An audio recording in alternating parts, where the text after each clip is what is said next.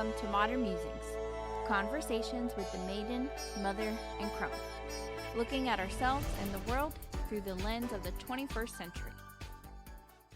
Hello and welcome back. I'm your hostess, Kristen, and I'm here with my co-hosts, Amber and Cindy. Hello. Hello. And if this is your first time joining us, we're glad to have you here. And if you're returning, then welcome back. If you have listened to any of our previous podcast episodes on goal setting, then you may already be aware that generally this time of year we will do like a mid-year reflection and go back to the beginning where we start your goals out and reflect and see like your progress, kind of check in. So we've talked about this topic before, because each year we kind of start off the year talking about our goals, how we've set our goals, and then we're kind of checking in, and then we recap at the end of the year. So it's that time of year. So we thought, let's go ahead and we'll do, an episode on mid-year check-in on our goals. So definitely suggest that you go back and check out if you're interested in goal setting. If this is your first time, hopping in, definitely go check out the other podcast episodes. We'll have those linked in the blog so that you can start, the journey of goal setting with us. We've got quite a few episodes where we've talked about SMART goals, bucket lists, and setting up our planners. Yeah, and just all different aspects of like attacking your goal from different angles. So, and I believe we've even done an episode of what doesn't work in goal setting, or we've glossed over it. We've talked about it, and so I thought today, because it's a reflection period, to go back over your goals and what's not working, because sometimes we start off with a goal and we go, this is how I'm going to achieve my goal, and we find that that is not the best way to approach a goal. So I thought that might be an interesting topic as part of the reflection for this year's goals, what's not working or what doesn't work with goal setting. Right. And I like the idea of that too, because I think it's helpful for us to talk about the things that don't work for each of us, because sometimes we might want to try that or haven't tried it yet, and knowing why it didn't work for you might be an indicator whether it would work or not for me or whatever. So, well, I have more of a laid back approach to goals compared to my co-host here. I set goals and then I just go with the flow. I don't force. I don't really force it like, oh my gosh, I have to complete this goal. I just go with the flow, and if the goal and the goals kind of go with the flow as well. I think I want to understand that a little better. When you say you go with the flow, does that mean like give us a hard example of a goal and how you go with the flow with that? Well, typically, like, I'll set these goals and then I'll just live my life, and it'll be in the back of my mind that I have these goals. And then I will subconsciously, is that the right word? Yeah. Subconsciously fulfill these goals, but I don't write it out or track or anything like that, really. However, so you're just waiting for opportunities to, and using your intuition to notice when there is an opportunity to fulfill a step in your goal, or whatever. Okay, I thought that's what you meant, but I wasn't sure. Yes, it's more of a laid back approach of. But do you have hard and fast goals? Like, say, for example, for myself, I have two kind of hard and fast goals that I've set for this year. I have some other ones too, but these are the two that are primary for me right now. One is to do a bunch of tax and bookkeeping work that is kind of fallen behind, and the other one is to clean out my garage. So those are hard and fast. I said this is a goal I really made that a plan. It wasn't like I'm thinking of these things that I'd like to do, and those are in that list. It's like I said to myself, this is my goal. Yes, and I'm working on it. One of my hard and fast goals for this year is to get my house organized. Uh-huh. And I've been doing it in increments, like I have been giving myself, you must get your kitchen organized by this time.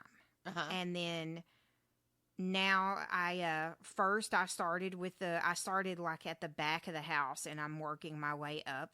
So I started with the closet Uh-huh. in my bedroom.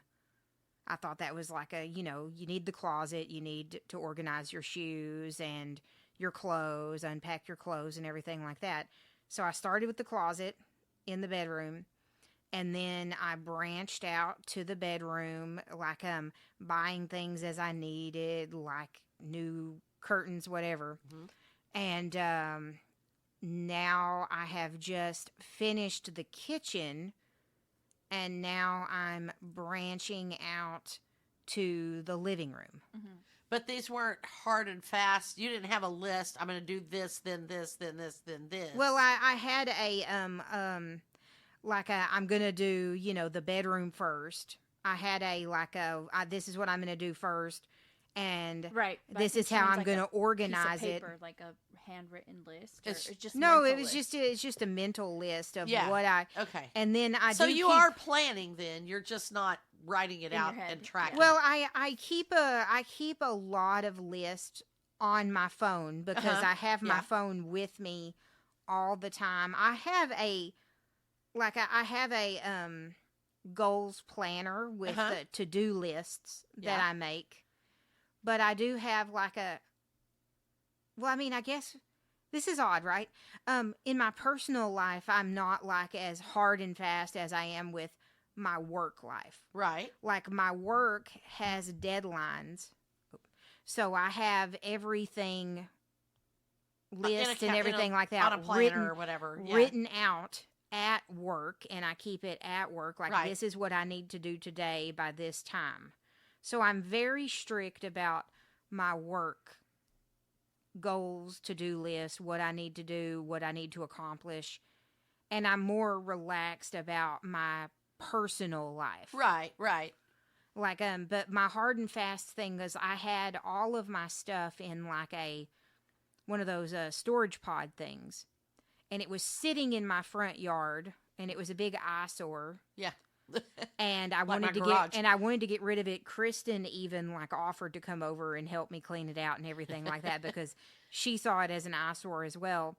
And I set a firm date with the pod company and said, "You're going to pick it. The pod is going to be picked up this day, and it has to be cleaned out and organized by this day." And that was the 6th of May, and I met that goal. And that is a good point too, because that's an excellent motivator in accomplishing your goals, is setting a time limit. We've talked about smart goals, timely, yes. Setting that time limit, but not just in your head time limit, not just on your calendar, but something with that the has company, that someone holds you to it has real consequences if you don't fulfill it. So they like pick up the pod canceling and I lose all my stuff. canceling your subscription for whatever if you don't finish it by this date, or canceling your storeroom if you don't empty it out by this date, and things like that. So that is a great motivator, because there's a severe consequence there of not, if they're going to come pick it up and your stuff's still in it, guess what? Bye-bye. Yeah, I think that's definitely something that doesn't work. You can totally have I like to think of it as a passive goal. Kind of like when you think of passive income, it's just happening in the background. You don't really think about it. Right. You're saying I've got this goal, but I'm just speaking it to the universe. This year I'm going to organize my house. And that was literally one of my goals last year, that did work, and I thought that it wasn't working because I wasn't like Actively I pursuing wasn't it. Mhm. I wasn't writing down all the stupid steps, right? Because for me, like I knew what the steps were, but I felt like I was spending time on something when I could just be doing, because it was a doing Yeah. Right. type. It wasn't Yeah, you don't it need to write wasn't- steps for organizing your house unless Right, there's and something you need to that's- buy. And that's what I was talking about Right. with her. She didn't have all the steps Exactly. of what she was going to do, Yeah. and that's how you kind of go with the flow. I just know I want to clean this room Yeah, out. but setting like that deadline really does help, because I can say like, yes, I did organize my house, but I never set like a completion date. So there's definitely some areas that never got Right. finished because there was no date. Which was the problem I had with my bookkeeping issues that were on my goal setting from last year that didn't quite get finished, and that's why I had to file an extension on my taxes. So, lesson learned here. Yeah, Set a it's date. well, okay. So I recently, now this is a goal that I would that I am writing out the steps to take care of, because this is like a life or death goal. I recently went to the doctor and had my annual physical, and the doctor threatened me. I mean, she said, your cholesterol is kind of high. It wasn't like, it's not deathly high like I'm about to die. But, you know, both of my parents died from weight-related issues and stuff like that. So, she said, you have 1 year to bring it down, and then I want to explore options for bringing your cholesterol down, which means medication, and I'm not a huge fan of medication. Right. And Yeah. I kind of agree with you there, because So I that's have a great fear of the statins and stuff because of the So that's risks like a of them. huge motivation to Yeah. like start eating healthier now, because Right. I've kind of gotten off And you track. have a deadline. You have And a I time. have a deadline and a time, 1 year for my next annual physical Mhm. to bring my, and I've done it before. Yeah. I've had that deadline before, and then I snuck it back up. I've done it before, but definitely another one of my doctors put me on, well, she didn't put me on, but she suggested that I start eating in a more anti-inflammatory way, Mhm. taking out red meat, cheese, stuff like that out of my diet, and not eating spicy foods, things that Mhm. agitate you, things that like get your inflammation up Uh-huh. and get your anxiety up. Mm-hmm. So, Coffee. don't say that, because But I was literally like, it increases your anxiety and it causes inflammation. But you're But- like but at me, the you same time- function well on But anxiety. it also- Yeah, it's Because also- that's how at we the know same how to time, a function. cup of coffee is good for you. It's day. a vasodilator, right? Mhm. It dilates your blood vessels. So, yeah, maybe Yeah. not like 32 ounces of coffee, but I have Right. really dialed What? down the I amount of need coffee I 32 drink. Ounces. I literally drink 32 ounces of coffee. I every probably day. do too. Because I- if I have 4 cups, 4 I 8-cup feel you. cups, I mean, That's I'm a tough- here with my 32 It's ounce a tough goal. mermaid. So like cup. that one, because it is something that needs clear purpose and prioritizing and itemizing of the steps to take. Right, because there's a lot of different ways to many go about it. factors. Mhm. right. That one does take research. It takes Research, meal planning, Exactly. So lots of notes. counting, Mhm. and tracking. Yeah. And Right. there's something measurable, because you know what your cholesterol levels are. You could go, in essence, at that mid-year checkpoint. Don't wait until a year goes by to go Mhm. find out what your levels are. Right. Go get blood work done in like 6 months and see if the efforts that you put in 6 months is actually Mhm. paying is off. paying off, because if not, you might want to change Up your and that- game or something. That's Yeah. another reason for the halfway mark check-in, you know. So because, or man, even it's quarterly. a long time, 365 days of cutting back on coffee, beef, and cheese, only to find out that there was no change. Yeah. or you Right. didn't cut back just enough to drop Right. your levels, so Right. that's definitely something that you need to measure. not- And you could even go coffee. quarterly also. Not Well, coffee, yeah. but like the creamer. The creamer. cream in your coffee. Right, because of the cholesterol. Yeah. Right. That's what I mean by So- coffee. I mean like milk with caffeine flavor. Yeah. Put just like a slash of sugar-free oat milk in it. So I have a quote for you guys that I'm glad you mentioned your goal style, because Mom is like on the one end of the spectrum Well- of goals where she writes Like Let- Yeah, she writes down all the steps, and then Amber's like, I'm fast and free, and she But speaks she- it to the universe. but she wasn't totally fast and No. free because she did have She it. It's does- just in her it's head. in her head, right. And so it made me think of this quote that I had heard, because when I was a kid, and I think we talked about this on a podcast before, that I used to think of a goal as a wish. And like at the beginning of January, when I was in elementary school, my elementary school used to make us write a goal, and then we would put it on the board, and there was this big thing in like the entryway of our school with all the students' goals.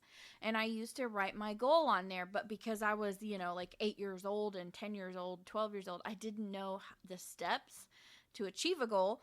So really, what was it? It was a wish. And so I like this quote. A wish is something we hope happens.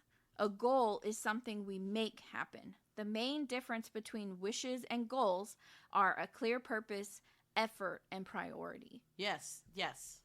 I agree. I like that. You have to put in effort for it to be an actual Absolutely. goal. So that's kind of like with manifesting, like when people compare manifesting Oh yeah, they and goal set their setting. intentions, but they don't follow It's- through on their intentions. Right. It's just a part of the goal setting process. I think it goes great hand in hand, right. but it shouldn't be The end all, the be all. alone, right? Yeah, you can cut magazine cutouts of things, but if you're just pasting it up on a poster board and hanging it up, it's just a visual manifestation of a wish. wish. It's a wish. Yeah.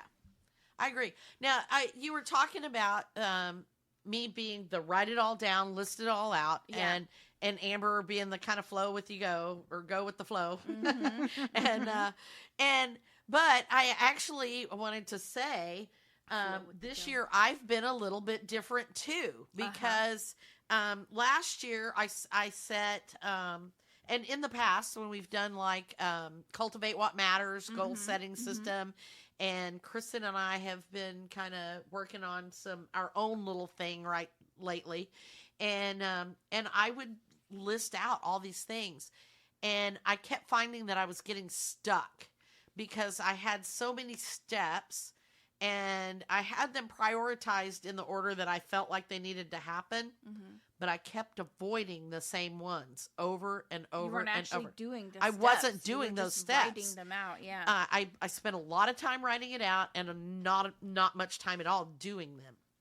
So as you probably know, this year I lost my husband in January, and that kind of threw everything into a blender, basically, or the wood chipper. My life became mulch, and all of my goals that I thought I was going, when I was thinking about them at the end of last year, they suddenly had very real changes. They were irrelevant, and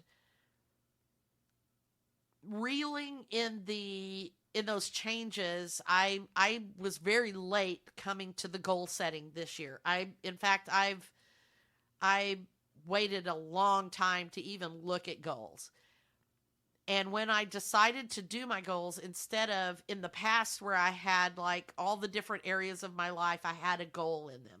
In my health, I had a goal to lose weight or to sleep more or whatever. And in my work life, I had a goal to get more clients or make more money or whatever. So all these different areas of my life, I had all these goals, and I was working on them little by little or not. And I suddenly decided I don't have the mental capacity to work on more than one thing at a time. And so instead, I just looked at the one thing that was most important right now, and that became my goal. And so that happened to be my bookkeeping thing, because I've kind of gotten a habit of my bookkeeping being out of sync with the tax system. And so I was, every year for the last 3 years, I've had to file an extension, and I turned my taxes in at the last minute because it took me, way longer to do everything than it should have. And part of that was because of the illness in our family, and different people moving in and out of the house, being a caregiver for people who are ill and things like that. And there's a lot of reasons why that happened, and they don't really matter. But the fact is I was out of sync. And so I decided that I needed to get in sync. And my goal was to get my taxes turned in by tax day. And I was actually a year behind from last year. So, and I did not set any specific steps or anything like that. After a long talk with my tax accountant, we decided to just go the quickest, fastest route to getting the taxes filed, even if it cost me more money in the long run, because I was not taking all of the deductions that I could if I spent a lot of time, doing all the research and everything. So I just went as fast as I could through my taxes. I sorted out all my receipts and added them up by hand. I did all these things that just made it go by really fast, and I actually got stuff turned in before April 15th. So in essence, I did my goal, but I didn't write out any steps that went with it or anything like that. So that's where I think there's a kind of a fine line. Sometimes you have to know when a goal is something that you can write out all the lists, like Amber does with her school things. She has to abide by those deadlines. Yeah. And sometimes the goal is just to get the darn thing done. Yes. For sure. Okay, so that's one of the things that, so what doesn't work? Perfectionism. Oh, absolutely. So the thing that I see you struggle with is writing out every little detail. Like, if you kept going at that, you would be writing down, take a breath, blink my eyes. Like, you break it down. I am not that bad. No, I'm just saying, like, because you break down every step. Well, and that's one of the things that people teach you. They like, teach you to do that. Oh, okay, you want to run a 5K, but you need to go from couch to 5K. Right. First thing to do is to wear your running shoes, because you can't run with shoes on. So put your shoes on, and then it's like, buy sensible shoelaces. It's like, okay, let's not get too detailed, right? Right. So perfectionism is gonna be the number one killer. So you got your wish, there's not enough effort. Yes. And then perfectionism is getting too into the details. So I was listening to a my favorite person on podcasts right now for a while has been the Clutterbug lady. Oh, Ever since we did that decluttering podcast. Oh, I know. She's awesome. And so then I found her YouTube, and then I was like, wow, she does podcasts too. And I love listening to her podcast. And she was really struggling with getting a lot of stuff done at her house. Her and her husband were going on a business trip. And so her mom and dad were coming to stay at her house to take her kids to school and stuff. And so she had like this really long list of stuff to do. And it was like, you're getting up and driving in the car at 8 o'clock in the morning, and you haven't packed, you haven't washed your laundry. You still need to go do this. You still need to go do that, right? You need an oil change. You got all this stuff to do before you leave for your trip. This is me every time I go anywhere. Exactly. I'm looking at you too.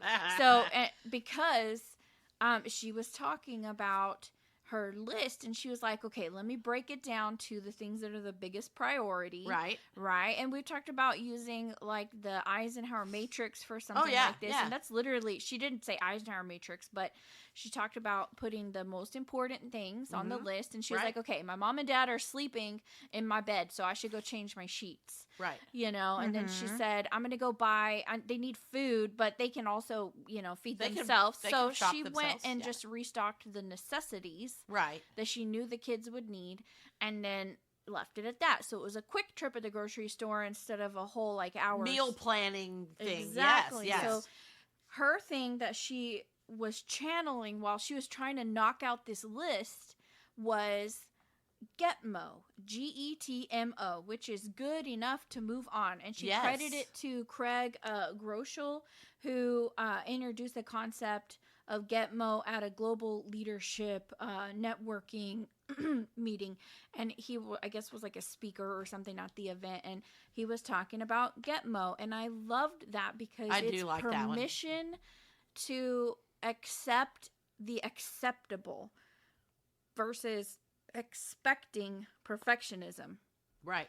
Because we oftentimes, because we're trying to, you know, be better performers, right? This whole purpose of a goal. Like if you are totally into goal setting, you are probably trying to develop yourself into a better person. I mean, that's just the bottom line. Yes, like, you are self-development oriented. Exactly. Basically. And so you are interested in becoming better. And so you probably already have a little bit of perfectionism at heart somewhere. Right.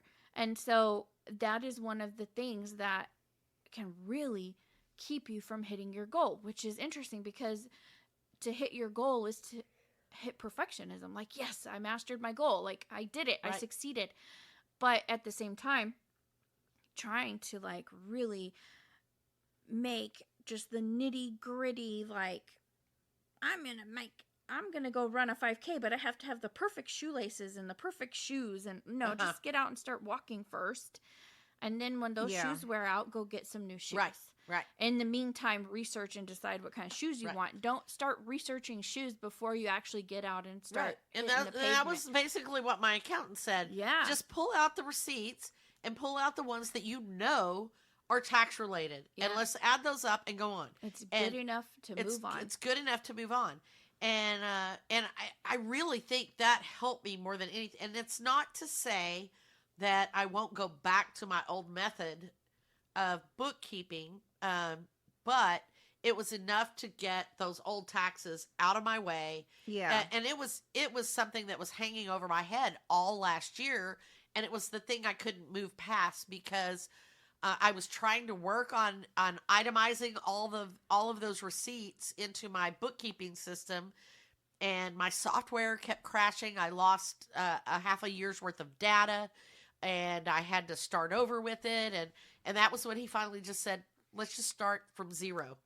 And go with what you have already entered, and then let's just add up the receipts, the rest of the receipts, and we'll go from there.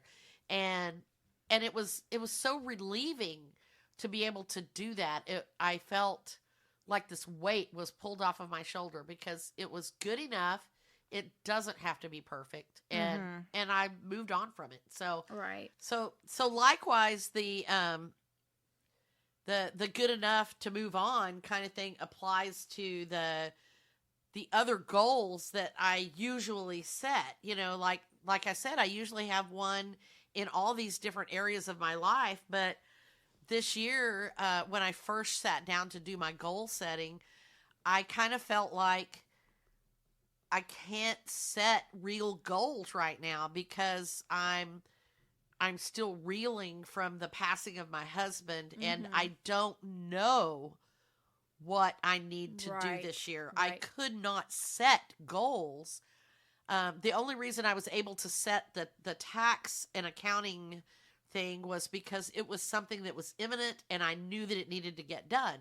But there are other aspects of my life where I was like, well, I don't know what my goal is in that area right now because that has changed. Yeah. And I, instead of just, I tried to beat myself up. I was beating myself up over it because I was really far behind my usual progress of setting goals for the year. And I finally just said, you know what? I'm not going to set real goals in any of those other areas unless I already know what that goal is. So if it was a really simple, easy thing to set a goal in, then I went ahead and did that. So, for instance, one of my goals was in my spirituality was just to define and establish a practice of spiritual studies. Simple as that. You know, I kept it as simple as I could, define and establish. So it could be, I'm going to read one book about spirituality and call it done. Yeah. It really, the defining part of it is part of the goal. So I just kept it really simple. But like some of my other goals, like with my family life, with my career, with my finances, those things were still up in the air because I wasn't sure what I could do. I wasn't sure what I had the money for. I wasn't sure what I had the time or the mental capacity for. And so those things, I have not set any goals in those. They are just what they are. And it's good enough to move on.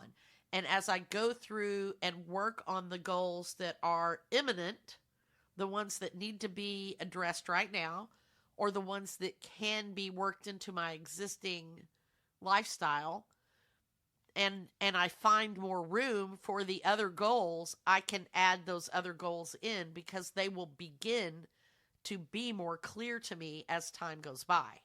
Does that make sense? Yep.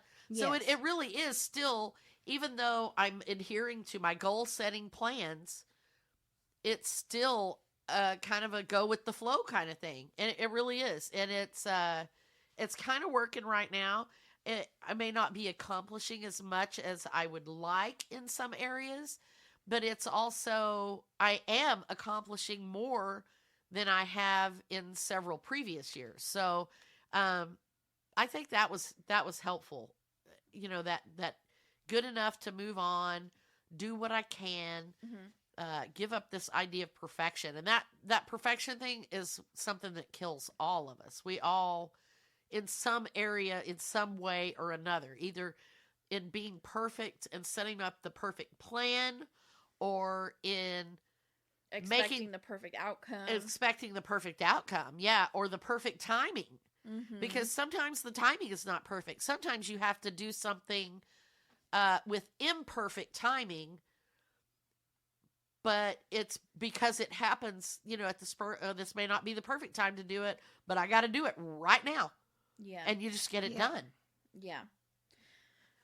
Another thing that doesn't work with goals is setting a goal because you feel like you should have a goal for that, or that other people like encourage you to set a goal for that. Right. So if it's something like you particularly don't believe in, or are invested in, then what's the point of setting it? Because you're not going to invest your time in it or anything. And that's what, I actually have a list here that I found on the internet the other day, and it's how to finish what you start. And they make some of these points. So it's like, be selective in what you embark on. Don't just start anything. Do only the stuff you're passionate about. Yeah. Because you have to want to get it done in order to accomplish it. Yeah. And I think that goes back to that clear purpose. Like, yes, passion absolutely. is part of that, and priority is part of passion too. Because if you're really truly passionate about something, it will naturally be a priority. It will. The opportunities will make themselves available to you because you are in the right place at the right time, because it is something that interests you, or you will make the time to make it work for you. I agree totally. Yeah, I have a hard time at work, not with my personal goals, but being, like a team leader, we set goals for like our department, and then, individual personal goals for each individual person. And so for me, being the leader and knowing like what the expectations are, it's easy for me to set the goal for them and tell them, here's what your goal is. But if that's not something that they're passionate about, then how can I expect any return on that, you know? So I really try to help them get invested in setting the goal themselves so that it's like their idea, in a sense. Or finding a way to make it their goal. So if the goal is a quota, find some way to make the quota tied to something that you are passionate about. Right. Or having them say what they want the quota to be, as long as it's within that expectation, you know, limit, then they're the one telling me what they want their goal to be, even if it's what I'm wanting them to tell them, you know. I can coach them in that right direction so that, you know, you can do that with kids as well. I do the same thing with my students whenever we do our goal setting.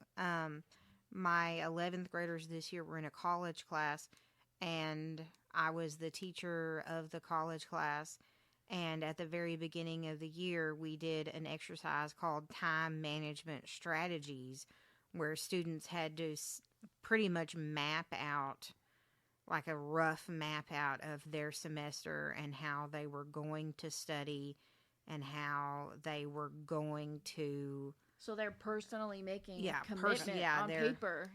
A commitment on paper on how they were going to get their assignments turned in on time. So then when they don't get their assignments on time, they can see like, well, did I put in that effort? I have a question for you guys and it's kind of related to this. So, and it comes for me, like in setting goals, sometimes I start to think about what my goals are, and I'm pondering my options, and people give a lot of feedback about what you should do. And I'm like, I'm not, when I am talking about those options, I'm not asking for somebody to tell me what to do. I'm trying to find that that balance of seeing things but when other people have very strong opinions about what your goals should be, how do you deal with that? That's a really good question. So, take for instance, like weight loss, right? Yes, that's a perfect one. A really good example because people tell you everybody has an opinion on that. Everyone has you should eat this. Answer. You should eat that. You should do this. You should do that. So, and I'm like, that's not what I'm asking you. And this is really funny because I wouldn't take weight loss tips from someone who's also struggling with their weight, but at the same time, I also wouldn't take weight loss tips from someone who's never struggled with their weight. So think about the tips that people give you, and the advice that people give you. I think you said something to Amber earlier today, and I was like, that kind of works with goals too. It does. Don't take criticism from someone who. What was it you said? Don't take criticism from someone you wouldn't take advice from, or something like that. Yeah. And so it's like, or don't take advice from somebody. You know, I can't remember the exact phrase. There's actually a quote that goes with that, and it's like, don't let somebody criticize you if you wouldn't follow their advice. If you wouldn't follow their advice anyway, or if you don't trust what they have to say. Yeah, and any good criticism will come in the form of constructive criticism and advice, and not in the form of negative. You should do this. Criticism. You should do this. It should or never you're be not doing blah blah blah. So you can just take all of those and cancel those out, because if it's not constructive or positive advice, then it's probably not useful either. Right. It's just unfortunately, it's just human nature. Whenever you say, "Oh, my goal is..." Oh, I know. People want to be helpful. People want to be helpful, and I find myself doing that a lot. Advice, like, "Oh, well, you should eat this way. You should do this diet. You should do that," you know. I catch myself doing it, too. And it's, for me, it's that mom perspective, you know, because moms want to help their kids. And so, and our kids are everyone in our orbit, you know, so... you know, your husband, your wife, your best friend, when they're all, you're nurturing and mothering all of them. And so when you when they're trying to do something, you're doing the things that mothers do. Here, this is what you should do. This is what you should do. Yeah. And sometimes that's a little. Sometimes it's a lot overbearing, and like I said, I catch myself doing it all the time too. And then it turns around and it comes back on me because I'll be talking about, whether I should retire or not or whatever. And I have some people that are like, oh, you don't want to retire? Then you can't go do this and you can't do that. And then I have other people saying, well, you should retire so you can go do this and you can go do that. And I'm like, I didn't ask you whether I should retire or not. I just told you these are my options. These are the things I'm thinking about. I do like the idea of you sharing the pros and cons, because but I don't want somebody telling me what to do. And I've noticed this a lot since my husband died, because I got a lump sum life insurance, and and his retirement is available to me and things like that. And so then I'm starting to, people say, well, you should do this. And you've always talked about doing this, and you should go do this, and you should go take a trip, and you should go do that. And I'm like, whoa, Nellie, whoa. I am just making a major list of all the things right now I'm making my wish list. I'm not making my goals list. I'm making my wish list, and I'm putting them all in this big long list, and then I'm going to start looking at the pros and the cons of all of these before I decide which ones are actually going to be goals. Yeah. But I don't need people telling me how to spend the life insurance or what I need to do with it. That's for my financial advisor to do. Mm-hmm.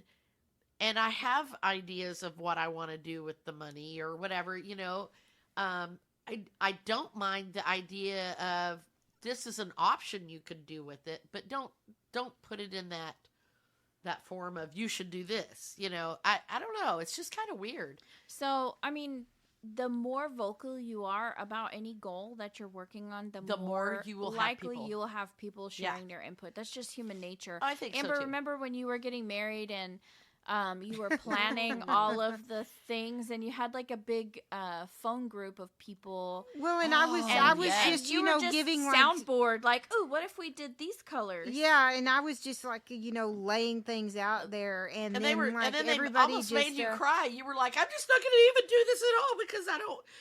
Well, yeah, no, like I did have like a kind of like a mental breakdown, and then I stopped texting people and just started planning the wedding. And then we said, just this is your wedding. You choose it. And I think that's because you were saying like, oh, these are just some fun ideas, and other people were thinking we're just feeding on that. I think they were thinking you were making decisions or asking opinions. I was just like, and then I was just you like, were taking it as I pressure that you had to do what they said. And it was just like I wanted to have a non-traditional wedding, and people were like, oh, well, I like a traditional wedding and everything like that. And it's just like, and then I just had like this mental breakdown, and then I just took a step back, and I'm like, well, that's not what I want. Yeah. Right. I don't want those colors. Yeah. Right. I don't want that.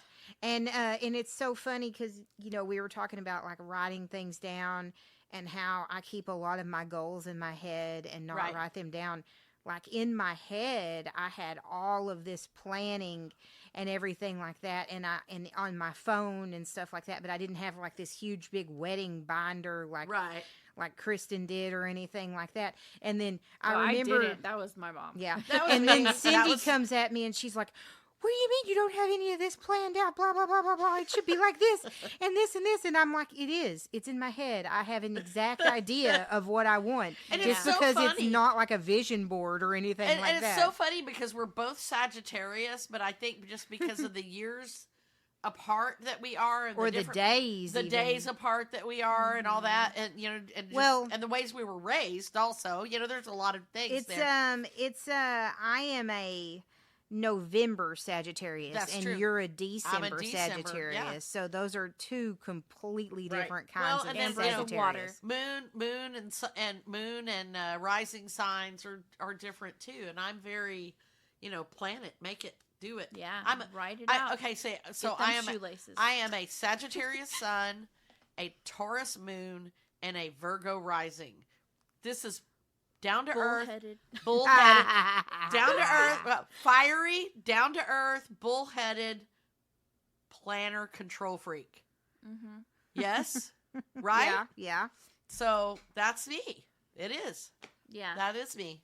Yeah. So I think think about the bigger your goal is and the more life changing or life altering your goal is, it also affects other people too. Oh, yes. Right? So Yes. people around you. So when you voice your goal and you're just talking with your inner circle, also be Mhm. aware that those people can be impacted possibly by your goal. Right. Some Yeah. of those people in your circles, And maybe negatively and so. exactly, and the different layers of your circles might be impacted by that goal. You have saboteurs in your And life, they don't even realize know it. that they're doing No. it. Yes. So you just have to be aware, Like going on a diet affects your friends because then they can't go with you to go eat the things they want to go eat. right. Or Oh your gosh, family that member. is so true. Or even with your family member, Even with your because I've then had that impacts. family members be saboteurs because they didn't like that I wasn't eating what they ate, or that I Mhm, went or vice different, versa, or whatever. yeah. Yeah. Yeah, when I was, when I had that surgery and I started losing weight, my ex-husband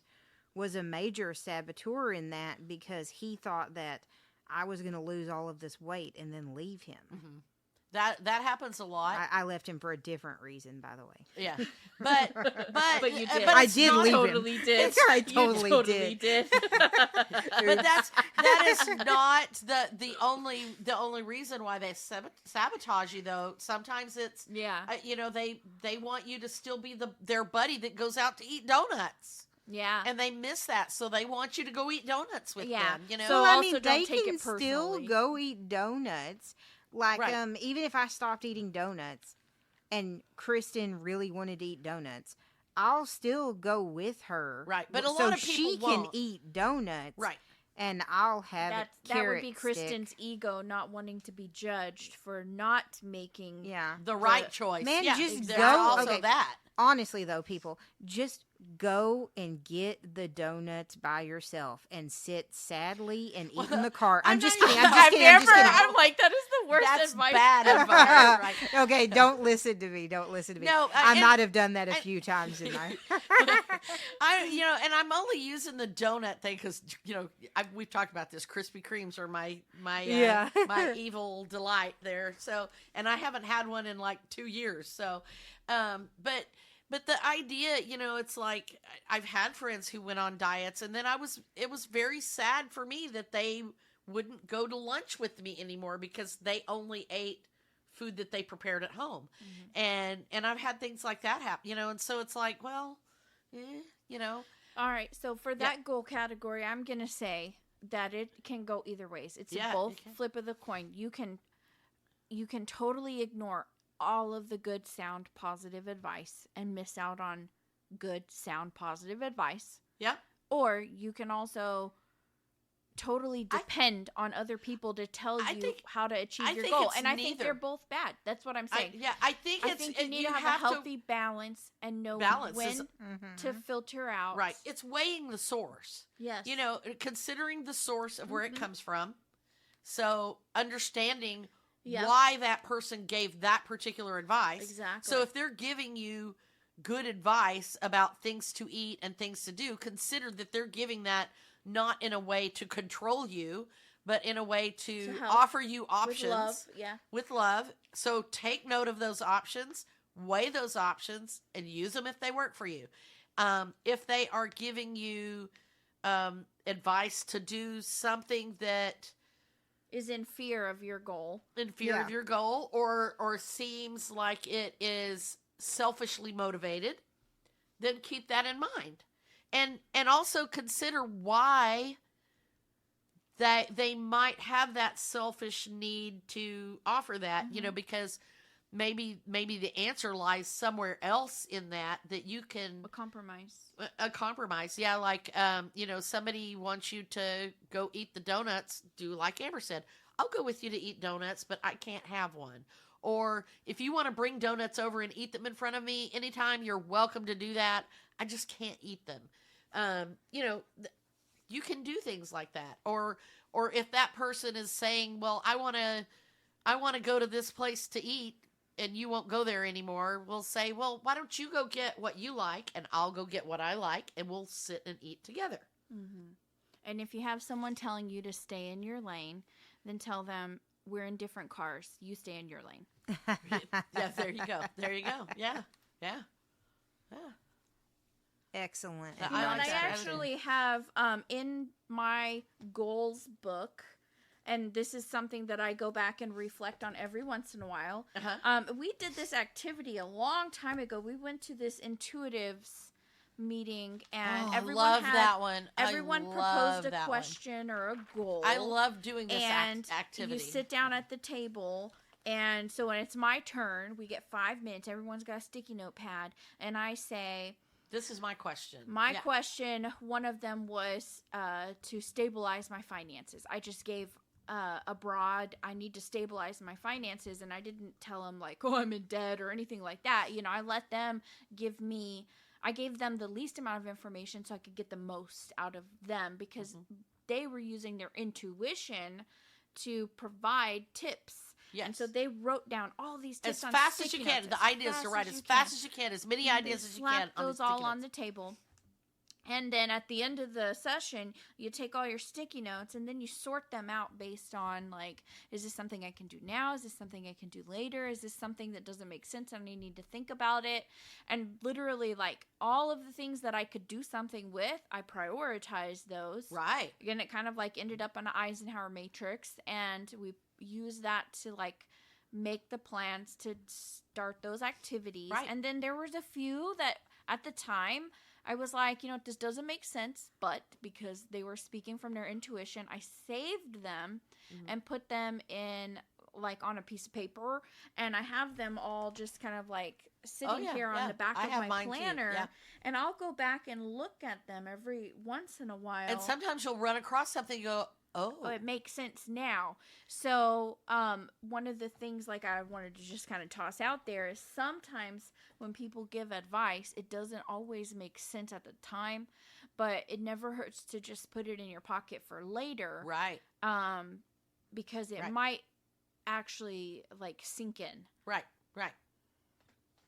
I like that. I like that a lot. And I've always loved that little exercise. It works really well.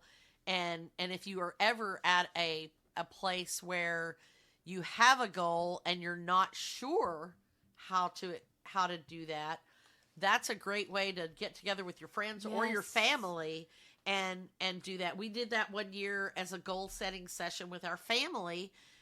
We were trying to teach some of the people in our family how to brainstorm ideas for their own goal setting, and we did that project. And I used the example of what are some things our family can do for fun this coming year. And, and we just did all these little things. And that was how we started one of our goals of having family activities every month. And we did a lot of really fun things together because of it, because everybody in the family had different ideas of what would be a fun thing to do. And that was actually one of the goals that I set for that year and accomplished. So. And we identified which ones were really simple and easy that we could knock out first, and which ones would take longer. And some of those are still on our bucket list of things to do. They're just going to take a little bit longer to do. So they are also, in a sense, like advice from other people. Yes, it is the same thing. Yeah, I love it. Okay, so this how to start and finish how to finish what you start. I will link this on the Heard It on the podcast. Okay. And it's from Celestine Chua, and I have a link for the article, but she just has 10 items. I just wanted to run through these really fast. And be selective in what you embark on, as I mentioned. Don't just start on any old thing. Do what you're passionate about.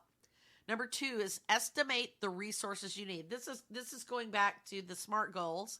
So when you do SMART goals, one of the things you do is look at your resources. So you know what you need to have. So number 3 is budget your time and energy accordingly. So there's your timely, but and time and energy are resources. So whether you think they are or not, they absolutely are. And I tell people this all the time: is it really worth your time to do something, or is it better to pay someone to do it so that it's done? Especially if someone else can do it a lot faster. Like mowing the yard. Mowing the yard is one of and cleaning the house. That's another one. Or doing the bookkeeping, for me or whatever. This is one that I've talked about with my counselor and stuff too, because the sometimes it's worth it to spend the money to pay someone to take care of that little thing, because I can pay $65 to the guy to do my yard, but it would take me 4 hours. Well, 4 hours of my time is more than $65. So, when you think about your wages, what your time is valued at, $65 is not much at all. So, quit being a perfectionist, as you mentioned. Whenever you're obsessing about it, it doesn't make a big deal in the long run. So don't obsess about the perfection. Just get it done. Good enough is good enough. Commit to it. Hold yourself to your word. And that's where having that date, to that timeliness of the SMART goals falls into place. Connect with your end vision. I like this one because a lot of times we forget what the whole purpose of that goal is. Yes. You have to know your why. Why am I doing this goal? So for me, my weight loss goals are tied to health and longevity and being able to do the things I want to do. I want to lower my A1C. I want to not have to take the diabetes medication and not be on sugar-free stuff anymore. Right. I want to touch my toes without my fat being in the way. Right. So I want to live to see my grandchild go to college, and things like that. Yeah. So there's a lot of things in that end vision, So I have to keep remembering the why. Number 7 is follow the path of highest enjoyment. So if there's I know, like right? That one. If there's multiple ways to get a job done, why go down the hard way? Do the way and I will say there's 2 different things, because on one of my tarot readings the other day, I got a thing that was talking about the easy way and the hard way. And sometimes picking the easy way is the least fulfilling. Yeah. And the hard way is the one where you have the most growth. Yeah. So you have to kind of weigh that. But the highest enjoyment, if one of your goals, if there's an easy way to do it or a way that makes it pleasurable, then why not do that way? And that goes back to the thing that I was talking about with my accountant, talking about adding up the receipts by hand. It is nothing for me to sit with my 10-key calculator in front of me while I'm watching General Hospital or Grey's Anatomy or something and just add up receipts. And I'm sitting here doing something I enjoy, which is watching the TV show. And the 10-key, I've done it for so many years because of office settings that it's like a muscle memory for me. So I'm just doing it. And that was so fast and so easy. And so that was much more enjoyable than sitting here painstakingly adding every single receipt into QuickBooks or whatever. Yeah. And so taking the path of highest enjoyment really worked for me. Number 8 is track your progress. And we've talked about this too. Using trackers is a reward system. You get like a little hit of dopamine every time you check off a box that you completed a task. Yes. So when you have a list of tasks to do, or you have a tracker, I'm going to exercise every day or 3 times a week, every time you check that off, you're giving yourself that little buzz. And so if you are tracking that motivates you to do it more often. And whatever you measure winds up getting it improves over time. The more you do it, the more you want to do it. Number 9 is celebrate what you've done so far. So celebrate your little milestones. And I think y'all have noticed that I've done this. Yay, I got through June. Yeah. Yay, I got through July. You know, Yeah. every time I went through each month, I was like, I celebrated with my friends, just a little shout out. Look, I got this done. And by celebrating, it was giving myself that pat on the back, that another little hit of dopamine. I felt like I accomplished something. It kept me going. And then the last one, and this one I thought was kind of odd, and it sounds counterintuitive, but don't force it. Number 10, don't force it. If it's really not working out, quit the project if it's not what you want. Right. You are never going to finish it if it's not what you really want. Mm-hmm. And that goes back to number 1. Be selective in what you embark on. So if you are working on this project and working on this project and working on this project and you're getting nowhere and you just hate it, then why are you doing it? Mm-hmm.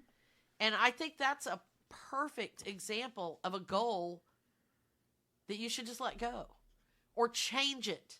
And that's what the mid-year goals reflect is Yeah, it's about. Permission to change. It's permission to what's not change your working. track, to go a different direction, to adapt.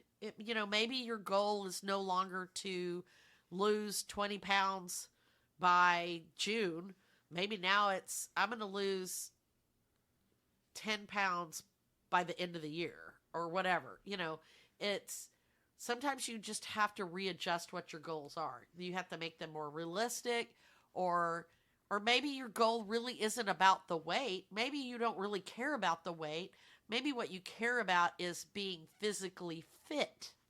Mm-hmm. And so then you change your focus. Instead of worrying about the weight, you start changing how you move your body and getting outside Mm-hmm. and doing more outside, more physically active, things like that, so that you become more physically Yeah. fit instead of, and then the weight comes off. Right.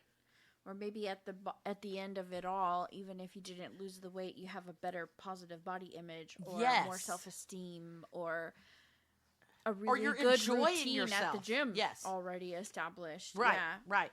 And so I loved this list, and I think that's a great one to go back to with your goals you've already set, and reevaluate Mhm. what you've done with your goals so far, and see if they fit to that. Go back and look and see if they are still SMART goals. See if you still want to pursue them. There's nothing wrong with changing your goals midstream. There's nothing wrong with putting one on the back burner and going for something that is more imminent and urgent. There's nothing wrong with changing and reorganizing or whatever, or changing the way you go about it. For sure, definitely. And I think that the mid-year check-in, one of the things that you want to remind yourself is this is not the time for you to go back and look at all the things you didn't achieve. Exactly. It's what the you time to can- celebrate what you did. Yes. Mark, And tick things to off look those forward things you to. did do. Yes. Yeah, this isn't Absolutely. the time to beat yourself up and say that you're a failure and that, oh my gosh, half the year's already come and I haven't even started on my goals. Right. Yeah, don't even do that, because you need to move forward. Don't look backwards. Yeah. Never look backwards. You're not going that way. Yep. All right. Well, I think that's a great place to stop for today. We'll be back with more of our goal setting podcasts throughout the year, and we mention them frequently in our other podcasts on other topics. So go back and check out the list of previous ones if you haven't heard those already. Yeah. And thank you for tuning in to this bonus Absolutely. podcast. And we'll be back on Wednesday with a new podcast on another topic. Yeah, for sure. All right. All right. Bye-bye. Bye.